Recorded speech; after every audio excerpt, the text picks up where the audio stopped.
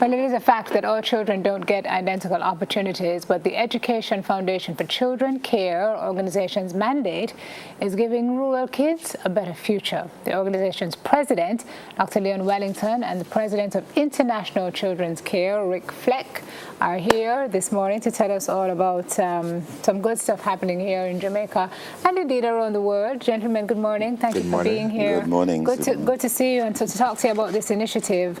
Last night, Dr. Wellington, you had your fundraising banquet for the Educational Foundation for Children's Care, yes, Inc., which is, tell our viewers a little bit about the organization. Educational Foundation for Children's Care is a foundation that was organized by members of the diaspora in Miami, Florida. Mm-hmm. Of which you are one. That's correct. Yes. And I was kind of one of the principal instigators or motivators for the start of that foundation. And my inspiration really came from International Children's Care, because when I was transferred from here to Florida, I was asked to be the organizational representative on the board of International Children's Care, because they operate several of these children's homes in our territory, in our region. So from that vantage point, I was really very, very impressed with the work that they do, and looking back at the needs of our at-risk children in Jamaica.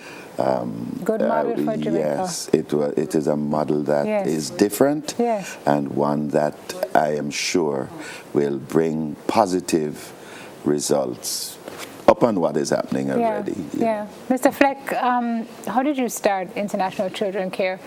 You have 17 children's homes across the world now. A couple of them in our region. But how did you start? Because this is hard work. This is not. Well, this is not, that's right. It's hard work. Yeah. My parents were the ones that started this. Next year will be our 40th anniversary. What? Yeah. Yes. Wow. And so, in fact, I've been with the organization for 33 years myself. My mother and my father were missionaries in different countries in the world, and she got a reputation for taking care of children wherever she was, and taking them into her home and helping adopt children out sometimes. And so later in their life, when they were in retirement, starting retirement, they were asked to go to Guatemala and start a project for children. And that's kind of how it started. But you know, she had a vision for taking care of children in homes rather than in kind of an institutional style. Yeah. And so she said, if we're going to take care of children, we need to do it in as much of a normal home as possible. So that's where the model started. Yes. Yeah. That's interesting. So what have you found as you've moved from territory to territory, from country to country, about the plight of children? It's a universal issue, isn't it? It is a universal issue. So many different factors, but you know, the children are the ones that suffer when things go sideways. Yeah. And whether it be a disaster, we just recently had in Congo and Africa, there were some children that came to us because of a mudslide, covered some villages and found some children wandering around, you know, and in fact, in that particular case, we got 7 children came to our project there, and they don't even know their names because it's a little bit different dialect than what our people speak, and the children were so small they couldn't express themselves much. It's a very sad situation. It's unimaginable. Yeah. And it kind of makes you think, Doc, about our situation. Yes. And sometimes you know that your situation is bad, but then sometimes you sit and you ponder the plight of others and you realize we're in a bad place, but we can get better. Exactly. And we're in a better place than many other folks. Especially that there are people who can do something about it. Yes. People who can help, you know, in the situation, that he cited. Everybody's in a bad way in that area. It's not so easy to get help from the community. Yeah. So here in Jamaica, I think we with the help of others. As I told the folks last night in our dinner, I said, you are the ones who can help us to achieve the objective for these children. They are your children. Yeah. They're our children. They're our children.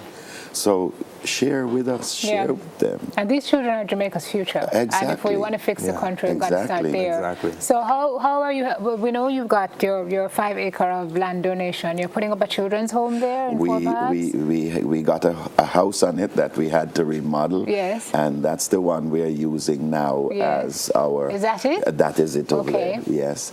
So that's the one we're using. And you have 6 children in there? We have 6 children. We have parents, surrogate parents, that we have taken care of them. And we also have an aunt. So they are actually... Surrogate parents. Well, so these are people who volunteer of their lives? Well, yes. We have to go through a process, interview, and have them, make sure that they are the type that can be models for these children. Yes, which is very important. Yes, and that they can give the proper care that we expect. Because as we spoke a little earlier about the model, our model is adopting ICC, is that we find a father and a mother. And these children become their kids, in a way. Yeah, very different from the model of children's homes we have now, which is a model that is in bad need repair, improvement. Yes. So because the model you refer to, it's like a dormitory setting, and that's not normal.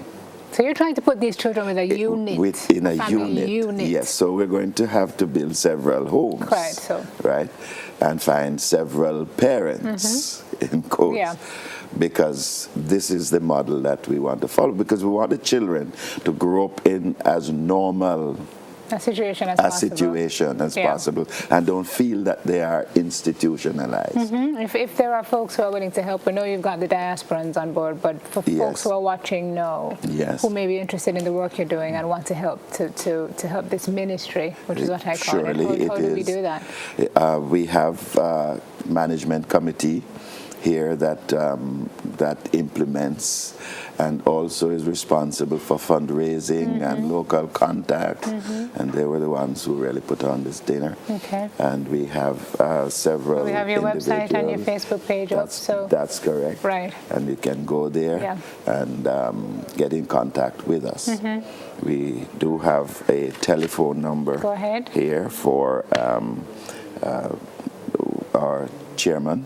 Go ahead. 819-9119. That's Dr. Marston Thomas, and he can give you some information on how we can help. Yes. Yes. Bless you. We also have some other persons, but they'll get their direction. Yes. Well, they'll have to check the website and call the numbers, because we are out of time, but we are happy and we're thankful for the work that you do in the lives of these children, not only at home but across the world. Thank you very much. Thank you very much, for the opportunity to share, and may I take the opportunity to thank Jamaica for supporting our project. We have several needs, and we get in touch with us and see how you can help. Even above that, we need some personnel. People of goodwill who want to be part. It's not just things, it's people. Exactly. Yes, absolutely, and that's what will make the difference. Mr. Fleck, thank you for a model that hopefully will be able to produce some fantastic results for Jamaica. We see a lot of potential here. Yeah, excellent. Thank you very much, President Dr. Leon Wellington of the Education Foundation for Children's Care Organization, and Rick Fleck of the International Children Care Organization. We've got a royal chef on standby, and you have to stick and stay to meet him. He's out of England. He's the chef to the Queen, we understand. So that should be interesting. We'll be right back with more on Smile after this.